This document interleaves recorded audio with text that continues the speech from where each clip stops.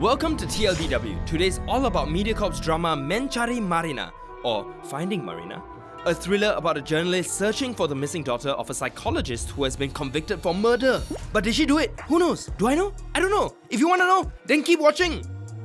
Marina is the daughter of Latifa, imprisoned for murdering her husband. Her lawyer, Mr. Farid, is helping her on a dying wish to find someone to write her memoir. Urgently, because despite being on a life sentence, she also has a critical illness that might take her soon. Sophie's our lead, who's returned to Singapore after living in UK for most of her life, in order to get better medical care for her father suffering from cancer. While freelancing for a publishing company, it's tough to get a job in this climate. She meets Mr. Farid, who was trying to commission the company to write Latifa's memoir. The boss, however, isn't keen on the memoir subject and wants to can it, but Sophie butts in and offers to take it up because she needs the money. Farid's all smiles. On the inside, Sophie heads to prison to pay Latifa a visit for research. Straight up, Latifa goes full Asian auntie and asks Sophie for her credentials. Luckily, studying at a foreign university tends to work on local aunties. Sophie learns that Latifa used to be a renowned psychiatrist, but other than that, she isn't very collaborative. She turns to Farid to get Latifa's past contacts. Turns out they go way back, including Marina, her daughter. But no one knows where Marina is, and Latifa's lips are sealed on it too. Back at home, Sophie's dad's condition worsens. He considers stopping his chemo sessions to lessen the financial burdens on Sophie. We're introduced to Tasha, a famous influencer and podcaster. Happy family, recently engaged, everything's awesome until her dad reveals that he cannot be her wali because, jang, she's actually adopted.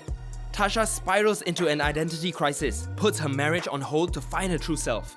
I mean, a social media star finding herself? Nothing new lah.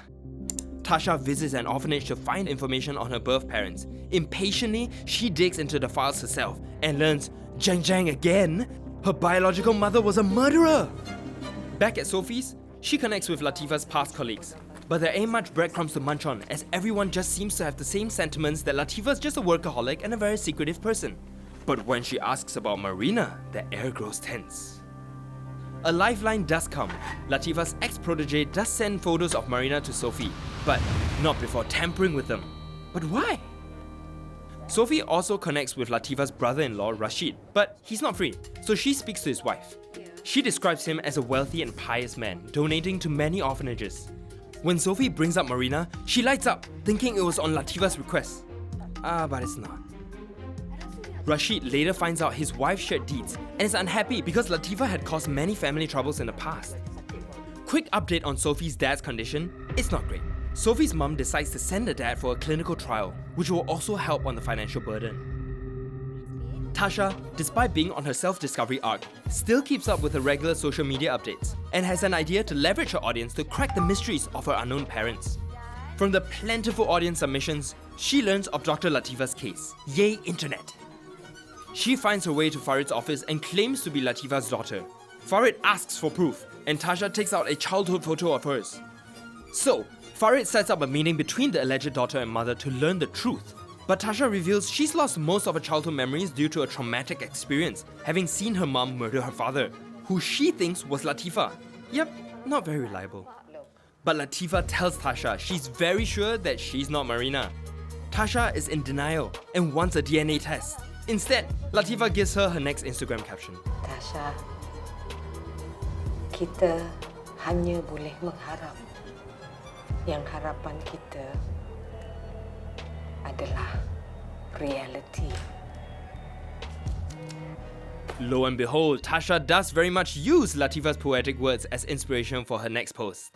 This catches Sophie's attention to find out what had happened during her meeting with Latifa. Tasha has locked herself in her room after the meeting with Latifa.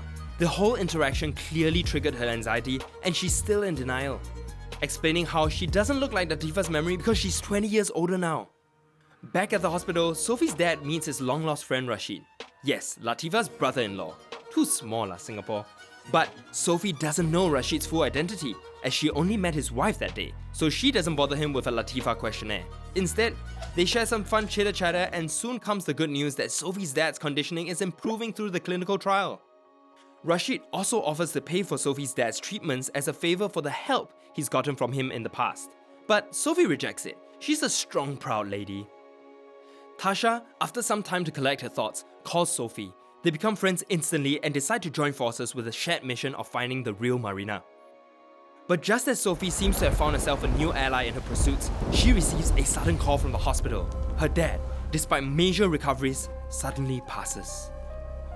And we'll pick up the rest of the story in part 2 of Mencari Marina's TLDW. Remember to like, share and subscribe to stay tuned. So we still don't know lah. Never mind, next one.